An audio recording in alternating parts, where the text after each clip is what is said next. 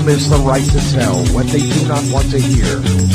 CNN, MSNBC, Fox News. Tired of the same repetitive government narratives? Then wave goodbye to the distractions and rhetoric of corporate media.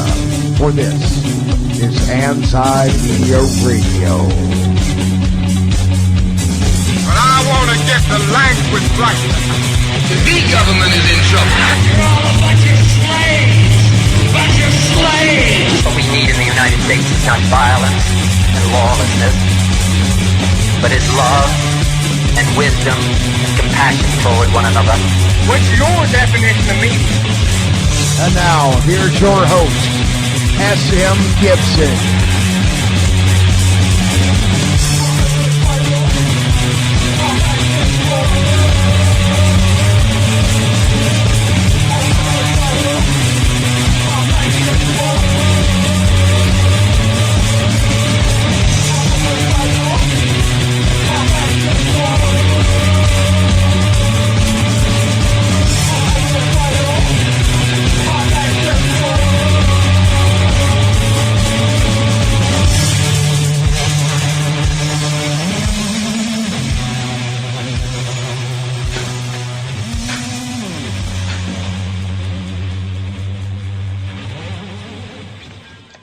It is October the 25th, 2016. My name is S.M. Gibson. This is Anti-Media Radio. 13 days and counting until we all know what. The big election day. Who's going to be our representative? Which is an absolute joke at this point. We saw with the latest WikiLeaks release just today, Podesta emails number 18. Seems like the White House was aware of Hillary's private server. Looks like they have been caught lying. What a big shock. How many different ways can you prove that the government has been lying and is corrupt? How many different ways must we see it? And yet, we're told that everything's okay.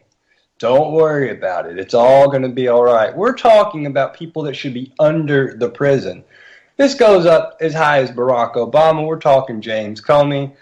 We're talking, this is deep within the Justice Department, the State Department. And yet, don't worry about it. We're going to get into that and more tonight on Anti-Media Radio. I want to go ahead and bring on our co-host for the evening, Mr. Shannon Madden. Shannon, what's going on? Good evening, Mr. Gibson. How are you? I can't complain. Can't complain. And bring on Kevin Knight. Kevin, how's it going? Hey, man, doing good. Good to be back with you fine folks. Yes, sir. So,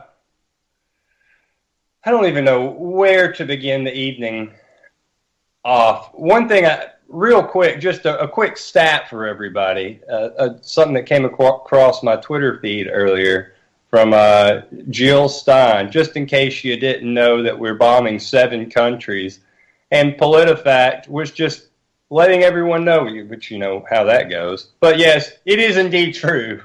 Even they admit we are bombing 7 countries right now. Whoops. That's outrageous.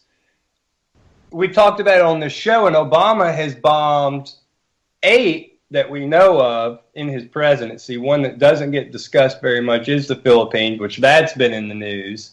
That was a few years. Well, now wait a minute. That kind of changes the whole narrative of the Philippines choosing the side of the Russians and the Chinese. Well, that was a few years ago, and it was very covert. Oh, yeah, Nobody admitted it, and you know how that goes. Yeah, it's an unfortunate mishap. But just so you're aware, Pakistan, Somalia, Yemen, Afghanistan, Syria, Iraq, and Libya. Yeah, it took a little longer than 5 years, and the countries may have shifted a little bit from what 4-star General Wesley Clark said about the 7 countries in 5 years speech, but it's not too far off. It's sadly, it's not. We were looking at it, and of course, they haven't made it to Iran yet. But once Syria goes, that's if it goes. That's the operative word here. Oh yeah, that's the landing spot to invade Iran. That's always been something talked about in the background. Iran is how long is it going to be? These guys have been. I think Iran has been one of the ones they've been wanting to get at for a lot longer than Afghanistan and Iraq. It seems that way, especially as far as the propaganda goes. I mean, they've been spewing Iran propaganda forever. And the thing about this is that, and we talk about it with the election, we talk about it with Russia, we talk about it with everything. It's the mentality of, I guess it's just human nature, but everybody hears, well, you shouldn't do this, so they automatically just assume, well, you just think those are all great people. Nobody anywhere is saying Iran, Gaddafi in Libya, Saddam Hussein in Iraq, Assad in Syria, whatever. Nobody's saying that these are great, wonderful people. But we are saying there is a big divide between let's just blow their country up and kill everybody in the country, and they're great, wonderful people, let's parade them around. There is a middle ground, and people overlook that. We're unfortunately seeing that with our election today. We've been left with two alternatives. I think originally the plan was if you get Donald Trump in there, it's going to make Hillary Clinton look better because he's going to be so ridiculous. It's going to be this guy that's talked out of every side of his mouth. He's the famous for being a reality show host. He's in the WWE Hall of Fame. The list goes on and on and on. That he wouldn't be taken seriously as a candidate. Hillary Clinton has become so bad, and so much has been revealed about her just in the past year, on top of everything else people knew leading up to this election, that she's actually making the guy that's a joke look good. That's how bad she is. And that's what we're told that we're going to get. That's the alternative here. I genuinely don't understand how she's not in jail. And I get that there's been people paid off from top to bottom. Speaking of which, I don't know if y'all heard the story of the deputy director of the FBI, McCabe, and the money that was exchanged for his wife to run for state senate in Virginia. Actually, Virginia Governor Terry McAuliffe helps hand over $675,000 for his wife to run for office. She lost, but here's where it gets real. First off, Deputy Director McCabe was in charge of Hillary's email investigation. He was overseeing it, and his wife gets all this money. But here's where it gets really shady, is today, from the leaks, an email from top aide to Hillary Clinton at the State Department, Cheryl Mills, writing an email to John Podesta, as we all know, John Podesta. Let me make sure I get the wording on this correct, because it doesn't get more. Tell me if either one of y'all hear this differently. But the original email was, Gene, you probably have more on this, but it looks like POTUS, speaking of Barack Obama, just said he found out that Hillary was using her personal email when he saw it in the news. Cheryl Mills then responded to Podesta, we need to clean this up. He has emails from her. They do not say state.gov. The exact same day that email was sent, March the 7th, 2015, is the day that Terry McAuliffe, the Virginia governor, met with Andrew McCabe and his wife Jill McCabe. Again, this guy's overseeing the investigation to urge her to run, and that is where the $675,000 came from. Just McAuliffe's Political Action Committee by itself donated $467,000 to a state Senate campaign. I mean, this is the definition of like pay to play, bribery, whatever terminology you want to use, illegal. This is what we're dealing with. Illegal has a nice ring to it. I like that. Well, not just illegal, but this is probably the most corrupt, blatantly, openly corrupt government I think we've had in a long time. And I don't mean just corrupt, but openly corrupt government. So people need to be swinging, and it's way past time for people to be in the streets.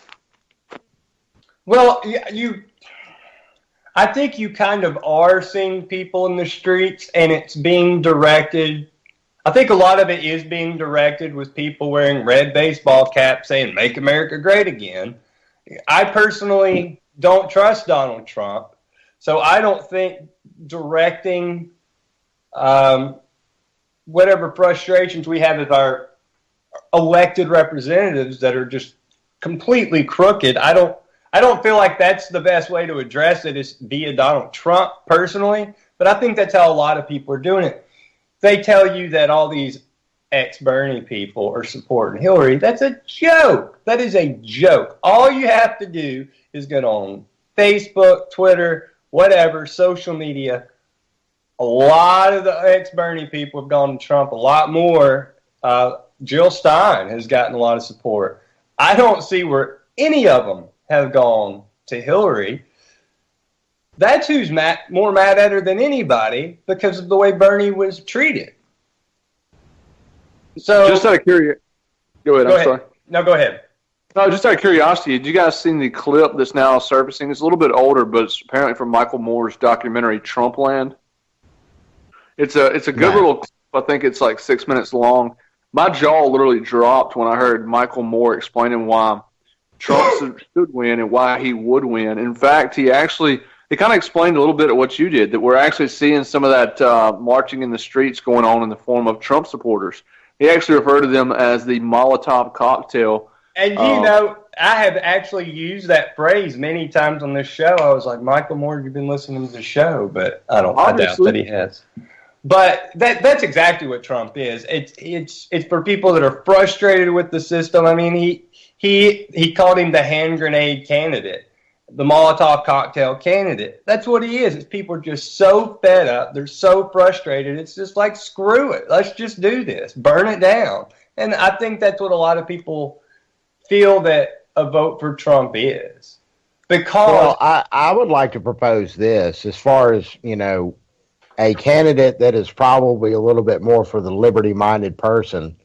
I still don't see any alternative. I mean, we're talking about the President of the United States.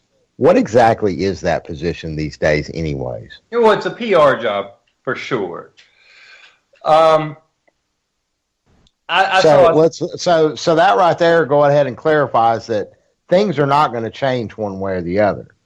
With Hillary, we know without a shadow of a doubt that things will accelerate, and the current how many countries did you say we were bombing now? 8. Well, seven currently. 8. Who's counting? After 1, it gets ridiculous. Even the number 1 gets ridiculous unless we've got a damn good reason to be there. And out of all of the countries you list earlier, I can't think of a single reason why we should be in any one of them. Well, they're spending us in the war with Russia, and really it genuinely appears that the reason all this rhetoric is being brought up over Russia is to save face over these stupid emails. And that's how they're trying. that's how they're trying to play this off. Like, well, Russia leaked it. Well, Russia leaked it. Hey, there's zero evidence that Russia leaked it. There's a lot of evidence that all you people should be in jail by now, though. But they not only that, and most importantly, when you bring that up, you need to also underscore that with the fact that nobody has questioned the validity of what's contained in these emails. No, so that Donna Brazile is nope, she's not buying it, even though she's been implicated in top to bottom with it, and she should go away with the rest of them. No, actually, that's not that's Wikipedia. That wasn't Donna Brazile, by the way. Oh, was that not her? No. That I can't remember who that was. That was not Donna Brazile. Donna Brazile is I guess very aware of who it is. WikiLeaks. Yeah, but I knew whoever said it obviously was familiar with WikiLeaks, but slipped up and was just referring to Wikipedia. So, but I use Wikipedia several times a day, so y'all can suck it. I love Wikipedia. That's my friend. Really? I thought I'm a Snopes guy myself. Oh man, come on now. I'm going to tell you who it was. It was, I remember who. It was a Texas Congresswoman. Oh, what was her name? Sheila Jackson Lee. Oh, was it her really? Oh, yeah. My God. Yeah. Surprised Wikipedia. to hear it's her then. But Wikipedia done been hacked by the Russians. That's it. But just a reminder for people, too, that right before we came on air, I came across a video of Trump talking right after the election in November of 2008, talking about how great Hillary was, what a wonderful woman Hillary was, how much she's been attacked for no reason. Bill was a fantastic president. They're wonderful, amazing people. This was 8 years ago he's saying all this. I mean, we're not talking just kind of, we talk about Trump talking Iraq and when he was on Howard Stern. And for that, I give him a pass. Who cares what Donald Trump thought about Iraq in 2001? Genuinely, like, who cares? And his answer was just kind of like, whatever. But what they aren't talking about is in 2008, he was talking about the Clintons being the most wonderful people in the world. Now, that's an issue that people should bring up about his trust level. Well, and even you said who cares about what his comments were about Iraq. I've mentioned this before that, I hate that we have to remind everybody we don't support Trump nor Hillary, but I think that's the one of the few things he's been consistent on is his anti-war policy. Anything to the contrary, I think, is obviously Donald Trump being Donald Trump. And speaking to the audience, especially with that whole wall crap. Oh, by the way, did you guys see the story about the wall, the new news, the financial news about the wall? No. Donald Trump has conceded that now that the U.S. will actually finance and pay for the wall with the understanding that Mexico will return the money and pay for it at a later date. Don't you like that? I'll gladly pay for a wall today, or I'll gladly build a wall today and pay for it tomorrow. Yeah. Can you imagine the accounting tricks that already are going on? Just figuring out the logistics, how to word you that. Mean those accounting tricks that have led us into $20 trillion in debt? You mean those accounting tricks? Those and the one for how many billions of dollars has gone missing from the Pentagon? Yeah, trillions with a T. With a T, trillions. Trillions. Well, I mean, cumulatively, the several different. We've got it's a different number than what was reported lost at the beginning of 9/11, when all that paperwork mysteriously records got destroyed. Day of, but that's here nor there. But I couldn't help it to think that how many people would be surprised to hear that. I've not heard very few. I think I've heard two people that are conservatives, hardcore Trump supporters, actually mention that or not completely break down and just insist that there's no possible way that Donald Trump said that. So well, I don't know how anybody trusts him personally. I definitely understand. I don't get how anybody anywhere supports Hillary, though. Anywhere. I do genuinely get the screw it all, burn it down, vote for Trump, who cares what he does mentality. I just can't go there. I know people that are in that boat, and I can't do it. I just kind of look at amazement, and I'm like, nope, I won't be a part of any of that. But well, listen here. What if I told you that there was a candidate running for president right now that is promising every single man, woman, and child in the United States a free pony if they vote for him? I mean, might as well. It's just as believable as any other promise any other politician makes. Sadly, I think it's even more believable because this guy, I've seen him before, and he's always talking about ponies. He likes ponies a lot. Well, he's consistent. He's been very consistent on his pony policy. Yes. Just a reminder, though, didn't Barack Obama promise he promised to such a level that they gave the guy a Nobel Peace Prize just because he spoke so well about all the peace he's going to bring to the world. 8 years later, we talk about what Bush did in Bush foreign policy and Dick Cheney foreign policy. 4 countries they bombed. 4. Obama's bombed 8. And he won a Nobel Peace Prize. So that's what you get for having presidential promises. Barack Obama was talking about how it was un-American, the debt that George Bush accrued while he was president. And guess what? No different. No different. That's what we get. It's the continuous cycle of just this BS, this rhetoric. The same money people are behind the scenes pulling the strings. I tell you one that blows my mind, and Kevin, you may know more about this than I do. Get your opinion on this. But the whole George Soros thing, of course, that's a name you hear for years and years and years. George Soros is doing this and George Soros is doing that. I'm amazed at how many times he's mentioned in these emails. We got to get George's approval for this. We're going to go hang out with George here. We're going to do... He's all over the place in there. Like, it does appear via emails he definitely does have direct influence in Hillary Clinton's camp to a great degree of having her ear. I'll say that. Oh, no doubt. He's a slime ball. And I hate to give any credit to Glenn Beck, but Glenn Beck was on this anti-George Soros train 8 years ago, maybe, back when I first kind of started my so-called awakeness trip.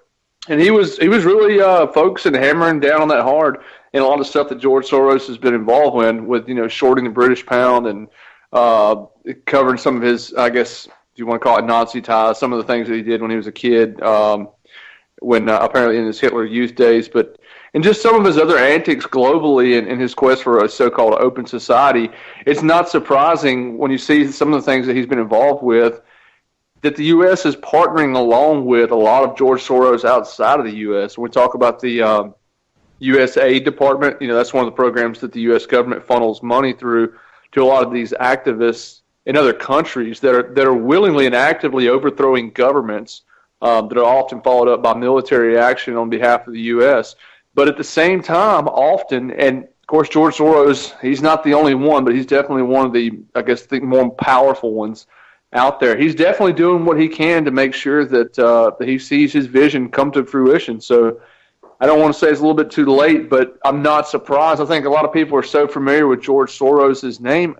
To me, it just seems like everybody's so apathetic. They're like, yeah, well, who's surprised to see it? Well, you're right by that, but I think for so long, I think Soros was one of these, these names brought up in conspiracy circles. Oh, George Soros is running the world. And at some point, it just kind of becomes, laughable. It's like, yeah, George Soros is running the world. Wait a minute, whoa. Excuse me? Who run the world? Pepe run the world. And Harimbe. Go ahead. But seeing it in black and white and seeing his connections and another, and I hate to even bring this up, but the Rothschilds, they do have money. You're talking about Nick's family, right? Oh, yeah. But Nick Burnaby, anti-media founder. But look, there's a lot. Rothschild. Nick Rothschild Burnaby, yeah. I want to say, though, there's a lot of people with a lot of money that are pulling strings. And it's not just, this one, whatever people think. I don't personally think it's just this one or the other. But the people with the money are definitely doing all the string pulling here. And we're seeing it play out, especially with Hillary Clinton. Like, how is she not in jail? It's just bonkers. Because I think she literally believes this is the only thing that will probably save her from jail, is actually being elected to office. And unfortunately, she's probably right. Bill Cooper said something years ago. Couldn't hurt. Oh, no, I'm surely not. Not a bit. But, what does she have to lose? Bill Cooper said years ago he had,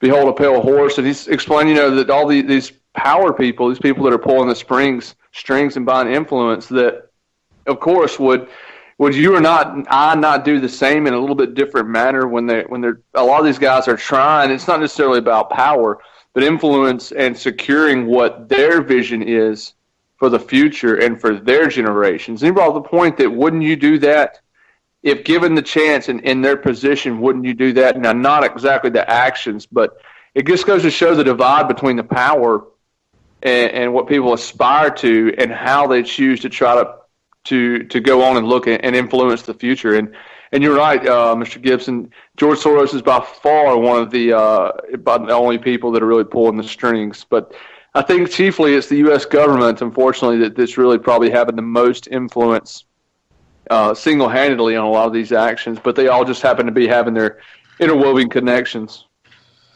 Oh, I think that's it. Look, we saw over the weekend a story that's not getting much play, is that on Friday, there was an attack in Iraq, funeral. Here we go again, 15, 20 civilians killed in a funeral procession. Of course, the Pentagon came out on Sunday being like, yo, that's not us, we don't know what you're talking about. How many times have we heard that?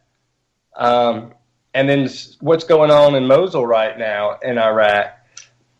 What's going on in Iraq? What's going on in Yemen? And yet still, our government has the audacity to point its fingers at what's going on in Aleppo and Syria with Russia. That doesn't make what's going on in Syria this great thing that everybody should support. Far from it.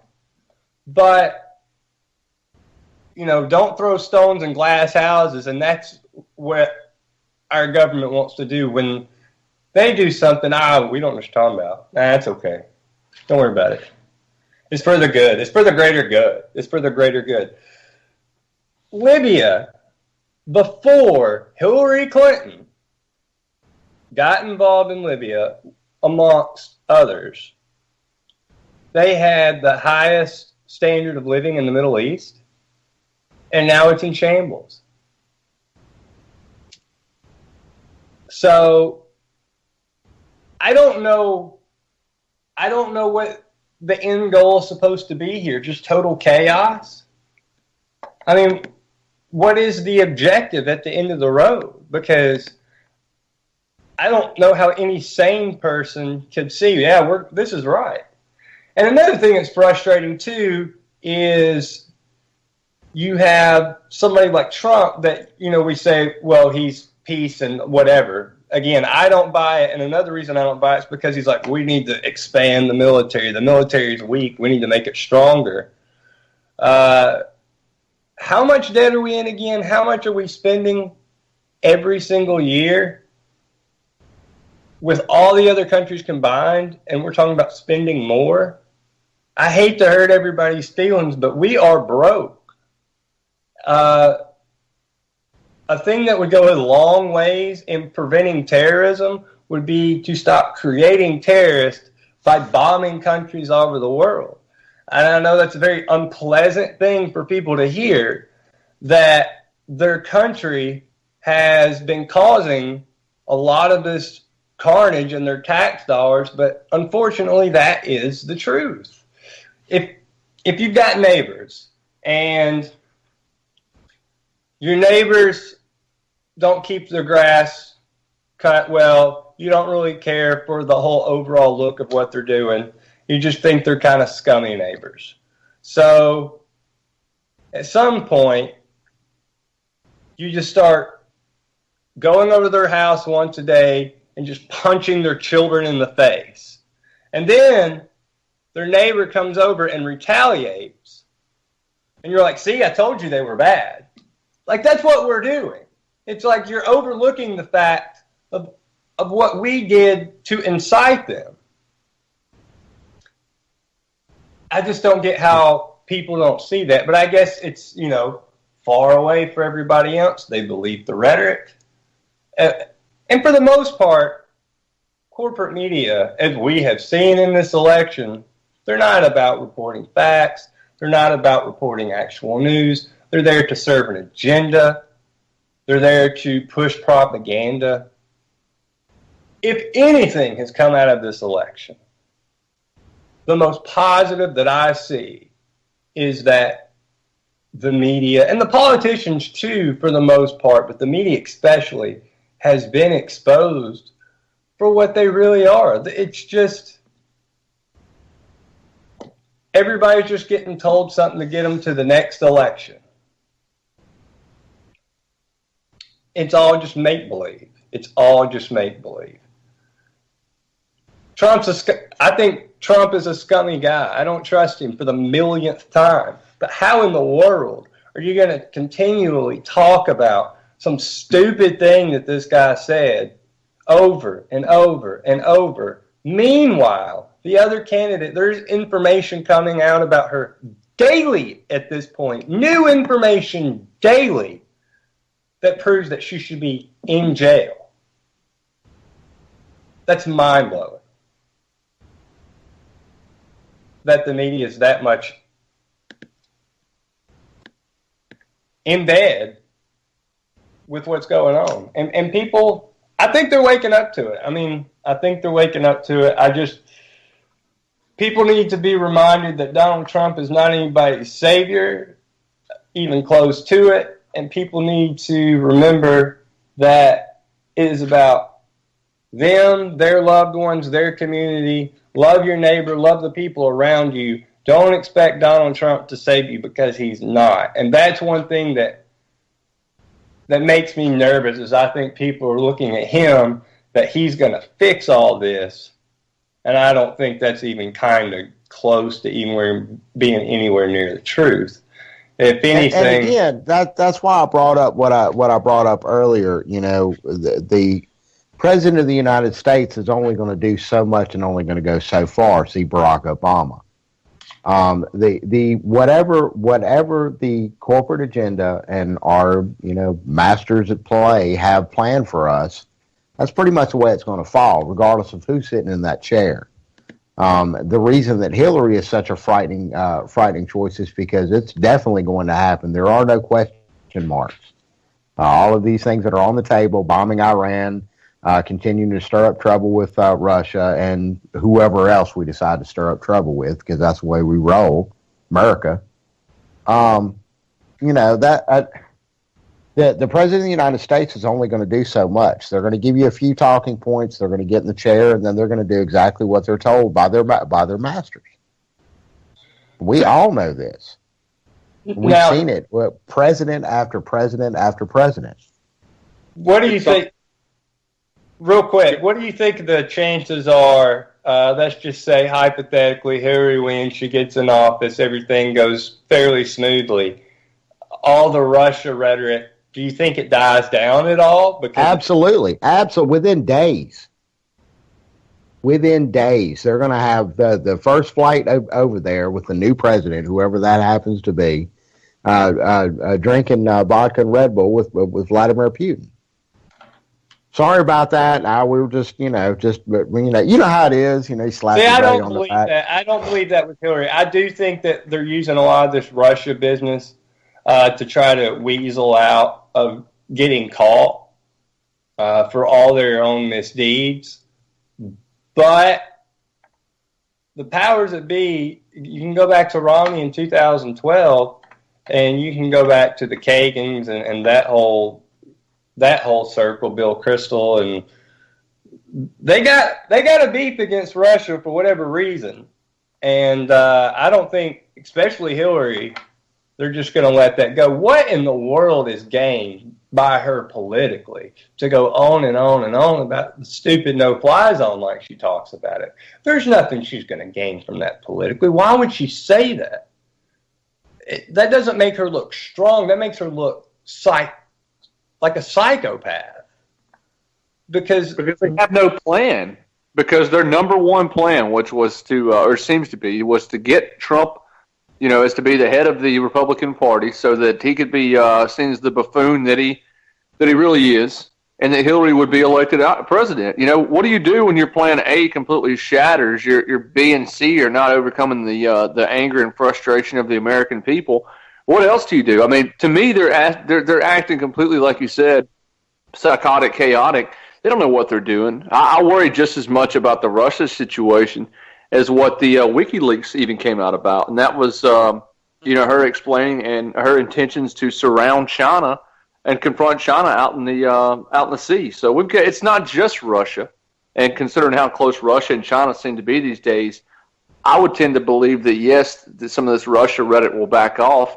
It may make its way out of the press, but I don't think behind the scenes it's not going anywhere.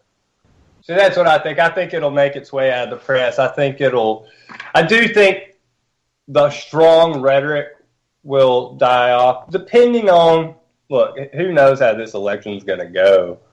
It could be really messy. It could be really messy. And how hilarious is it that all the people against Trump are saying, how dare he say that he may not accept the results. It's like, well, Al Gore didn't concede until December the 13th, was it? In 2000? So people just need to shut up. And fairness to Al Gore, who I'm certainly no fan of, still believe he won that election. So, in his own way, he had every right to argue about that, because I think the Bushes stole that election. But it's so similar to now, and this is what's frustrating about now, is they're finally seeing the corruption. But for me personally, I didn't see a difference in Al Gore or George W. Bush. I didn't see a difference in John Kerry and George W. Bush. I still to this day believe the Democrats went out in 2004 and said, we have to find the dumbest person we can find to run against this guy. Because I think the plan is for there to be 8 years of Bush for whatever reason. And they said, who can we find that's going to just make a complete fool out of himself? And they got John Kerry. And now look what he's doing. He's got Hillary's old job. It's funny how it works. Yeah, it is funny. It reminds me of when Kerry and Bush were both, been on, what was it, that show used to come on Sunday mornings with, what's that guy's name? Chris, forget what his name is now, but it's a real Chris famous Matthews show. Or Chris Walt? No, Chris Matthews. No, you guys know who I'm talking about when you see him. He passed away a few years ago, but he was asked, it was a big time show, and Bush was actually asked about. Was this Tim Russert and Meet the Press? Tim Russert, yeah. Meet the Press, yeah. Kerry was asked about his Bonesman affiliation up at Yale.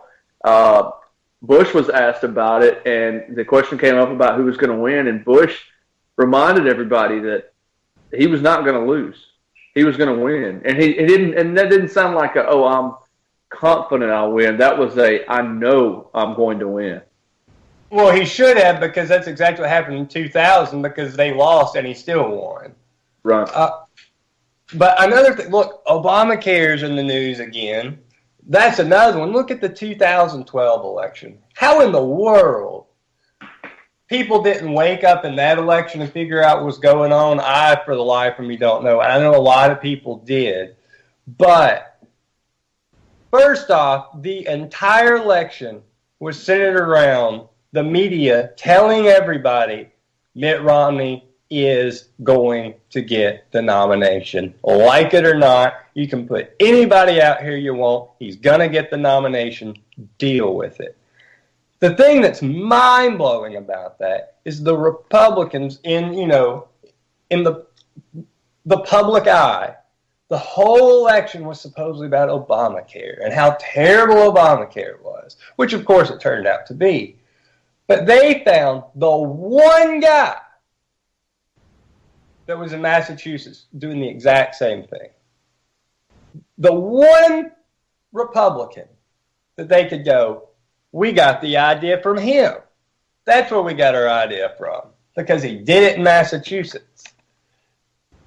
And they're telling you he's the only one that could beat Obama. He's the only one that could beat Obama. To me, as a person with a brain, he was the only person that couldn't beat him, because their one whole topic was Obamacare, and all they had to do was turn around and go, thanks for the idea, Mitt. How did nobody see that? How did nobody see how the media manipulated that entire election? I don't know. I think it's been that way for a long time. I think even the 2008 election was manipulated via the media. It was different because, election rigging or not, Obama won that election straight up. Because yeah, pretty handily. Yeah. Yeah. Well, you asked, is why is nobody seeing this? I think people are seeing it. I think they've seen it for a long time. It's just taken there's been a little bit of apathy. The numbers haven't always been there. I think we're seeing it more and more and more. As much as I'd hate to see the shambles that this election could become, I think you give it, if Trump does not win this election, based strictly on the popular vote, I think you could potentially, this will be, I think, the deciding factor when enough people throw up their hands and say, yeah, the system is definitely screwed. If Trump does make it and gets elected, I give it till year 6, because I think he'll get reelected before people realize that, hey, this guy, he's a sellout just like every other president. I think and by year 6, he's pretty much done at that point anyways. Give him his check and give him his office. Right, exactly. He's already got reelected. I mean, he'll do what Bill Clinton did, and move towards the right when he got reelected. They're concerned about hopefully he won't get impeached on the way out, but, that's another story for another day. Hopefully he will, and hopefully it goes further than that, but we're not going to hold our breath. If Trump wins, I have a hard time believing he gets reelected in 2020, but you never know. Yeah, that's 4 years of microphones and cameras on him. He's going to slip up sometime in 4 years. Come on now. But he's going to say something stupid. People are going to hammer it home, and he's going to get slaughtered in the next election. That's all just saying words, because I don't think there's any one of us that can accurately predict what's going to happen in 13 days, much less 4 years from now. Damn Skip. I do believe, though, I just don't know how he doesn't win the popular vote. I just don't see him not winning the popular vote. Did y'all see the Tim Kaine rally from this morning including the media, 30 people showed up? That's what I've been trying to tell people. The whole Hillary thing, that's a big facade created by the media.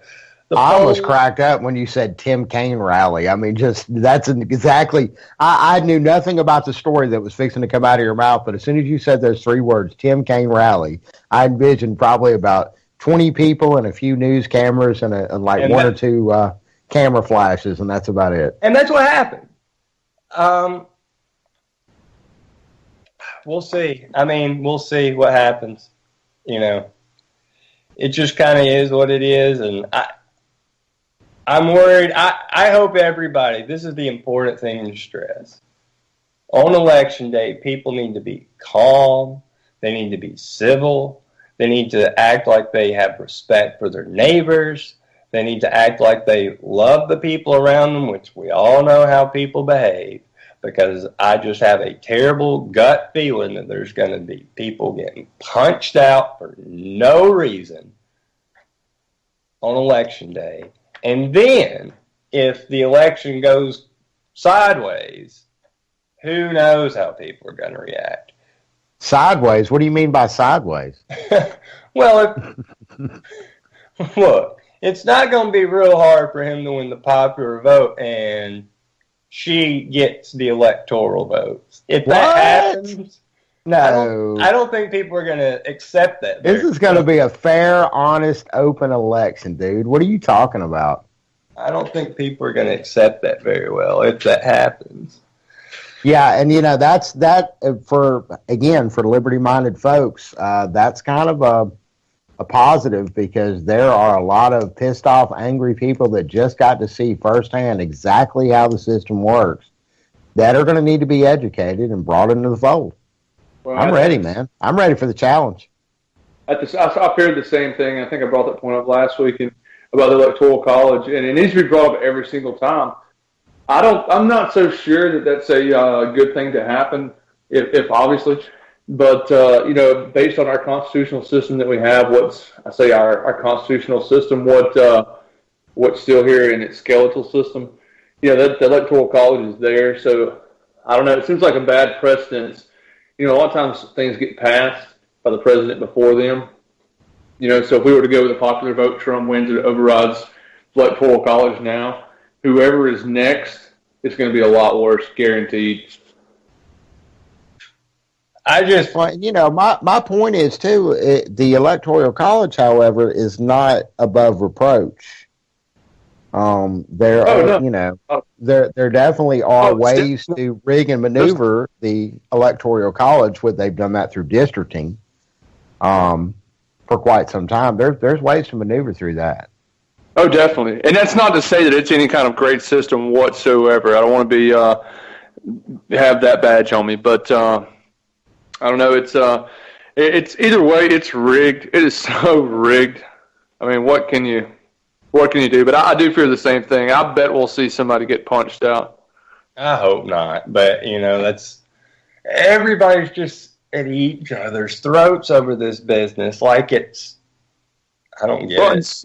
And so many people are ignorant about even that there is, for all the bad things about the Electoral College, there's so many people that are ignorant. And I don't mean that in a bad way. I mean literally ignorant, just lacking knowledge that system even exists. I mean, how many people are going to even know or care when they know that Trump won the popular vote and they hear that Hillary won this time? This is not Bush and Gore. It may be a repeat as far as the results, but I think the actions afterward are going to be completely different if we have the same result.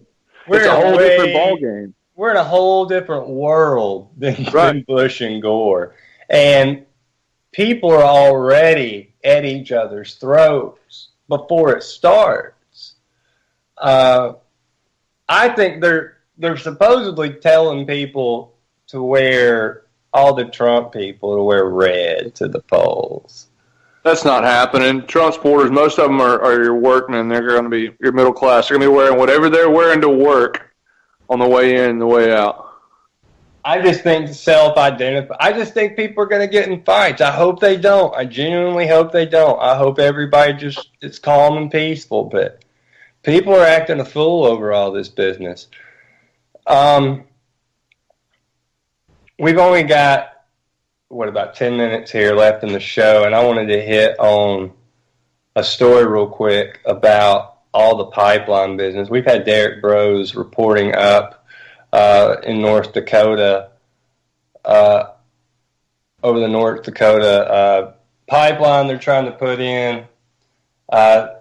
Please go check out Anti-Media's Facebook page, Conscious Resistance Facebook page. I know there's a few others, Mint Press I think he's working with, and he's been reporting there from on the ground. But the reason why I wanted to bring that up, first off, to acknowledge the great work that he's doing, and for anybody that's interested in keeping up with that, of course you can just go to the antimedia.org and search for North Dakota pipeline.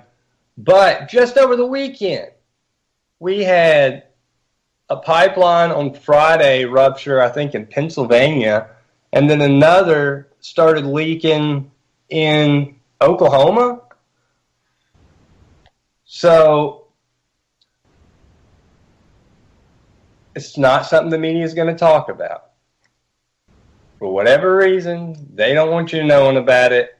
They don't think you should know about it. And guilty of it tonight. We've been guilty of it on this show. I'll be the first to admit it because of the complete theater that's going on in front of us with this once-in-a-lifetime insanity of an election. But there is other news going on out there in the world. And the brave people that are defending their land in North Dakota. Here is one that should really, really alarm everybody. In Iowa, there was a woman that was protesting on her own property. They came in on her own property, and she was arrested for standing again on her own property. Arrested because they were putting in pipeline on her own property. Well, and here's the problem, and I think we need to be very clear on this. Nobody really owns their property. What's going to happen if you don't? What's going to happen if you don't pay your rent? You get thrown out on the street. Well, no, it's not. It's not okay. That. It's not rent. It's property taxes. You can own your property out. Tax.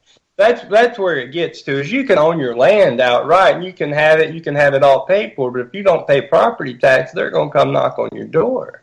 Well, wait a minute now. What about folks that do pay property tax and also get forced out by eminent domain?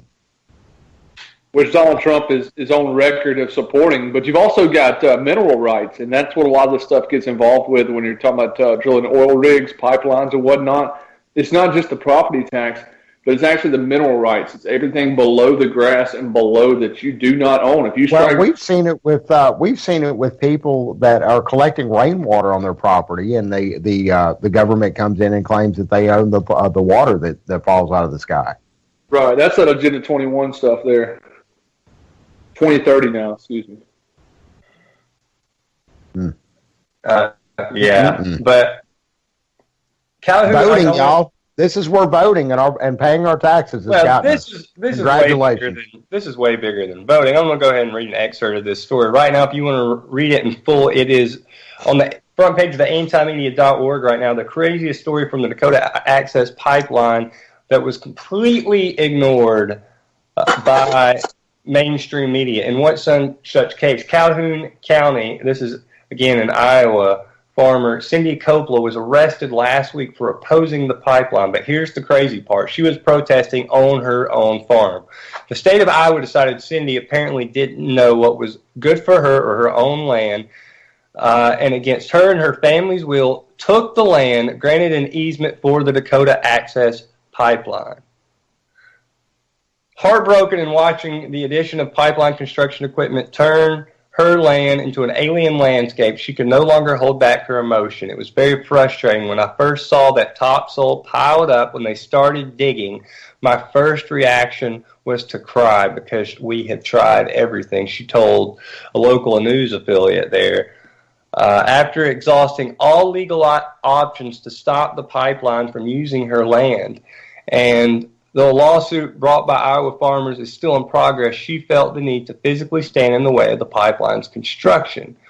For her actions, Coppola and a friend were arrested after they attempted to block trucks carrying pipeline across her farm.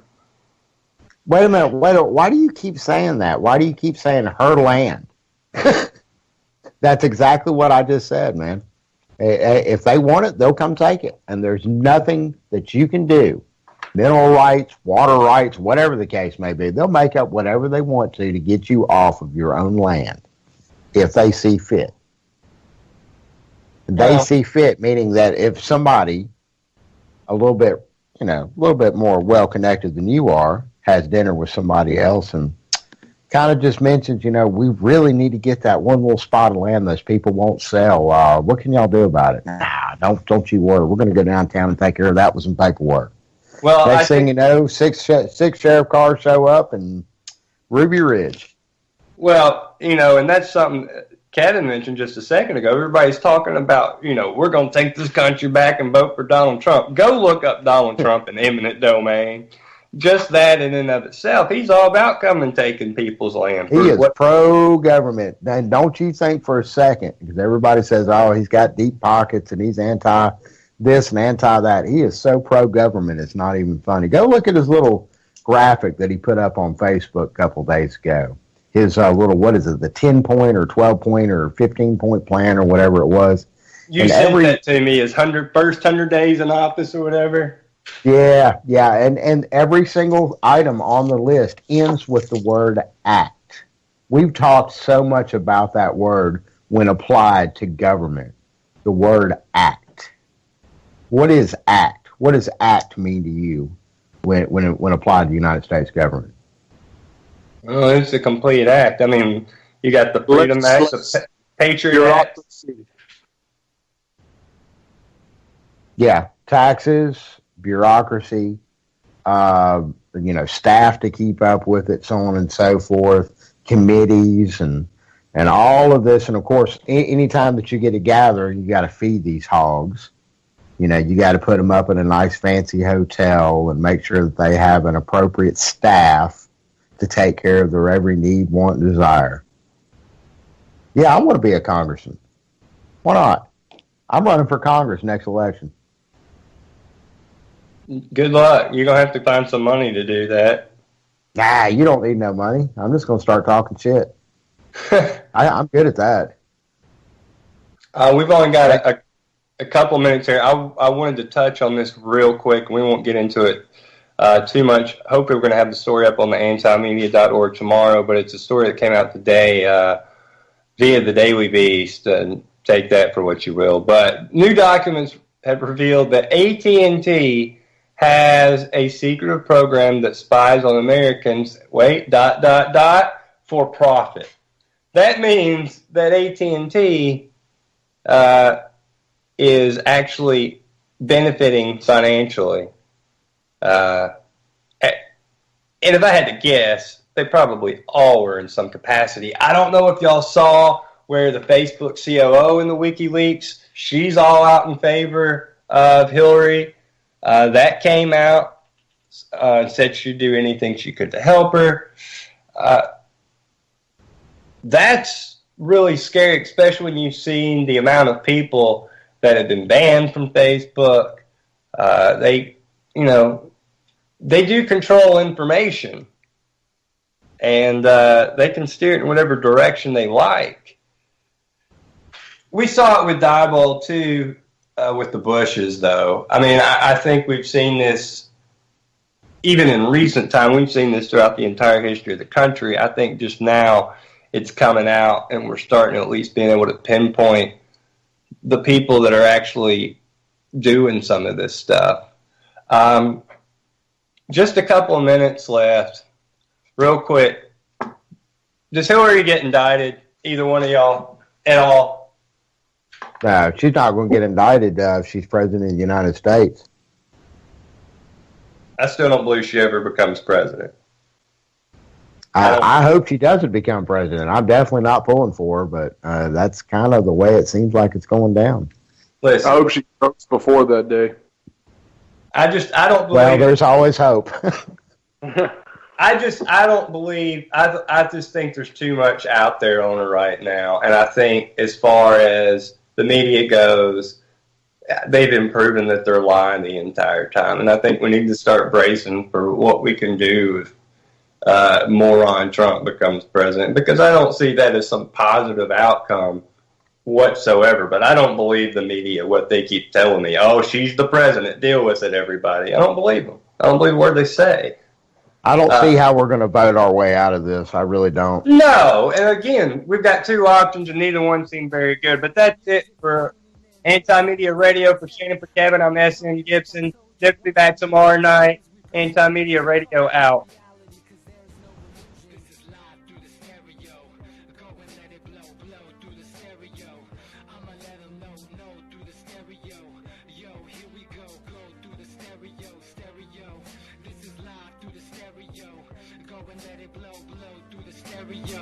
I'ma let them know through the stereo.